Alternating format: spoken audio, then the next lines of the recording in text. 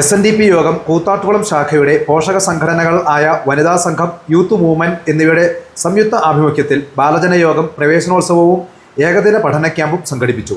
അദ്വൈതം ഓഡിറ്റോറിയത്തിൽ ശാഖാ പ്രസിഡന്റ് D. സാജുവിന്റെ അധ്യക്ഷതയിൽ ചേർന്ന യോഗം CB Achuthan, sub inspector of police, ഉദ്ഘാടനം ചെയ്തു.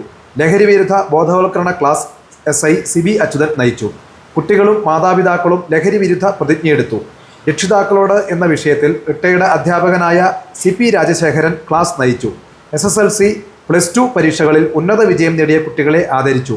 സെക്രട്ടറി തിലോത്തമ ജോസ്, ശാഖാ ഭരണസമിതി അംഗങ്ങൾ, youth movement president Nitish, secretary Arun Divakaran, വനിതാ സംഘം vice president Bindu Shiju, secretary Delma Ashlal, വനിതാ സംഘം, യൂത്ത് മൂവ്മെന്റ് പ്രവർത്തകർ, കുടുംബയോഗം, SH പ്രവർത്തകർ, ബാലജനയോഗം കുട്ടികൾ എന്നിവർ പങ്കെടുത്തു.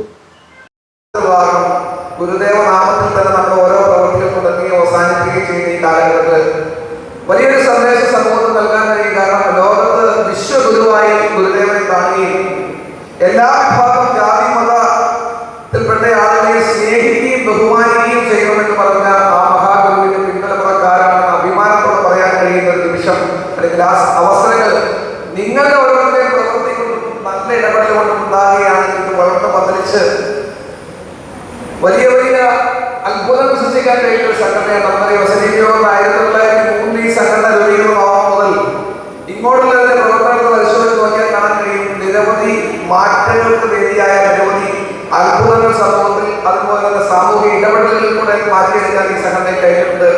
അതിന് ഏറ്റവും താഴെ പിന്തലമുറക്കാരായ ബാലജന യോഗം അംഗങ്ങൾക്കാണ് ഇന്നിവിടെ നമുക്കറിയാവുന്ന തരത്തിൽ അതിനു പുറത്ത് നമ്മുടെ ജ്യേഷ്ഠ സഹോദരന്മാർ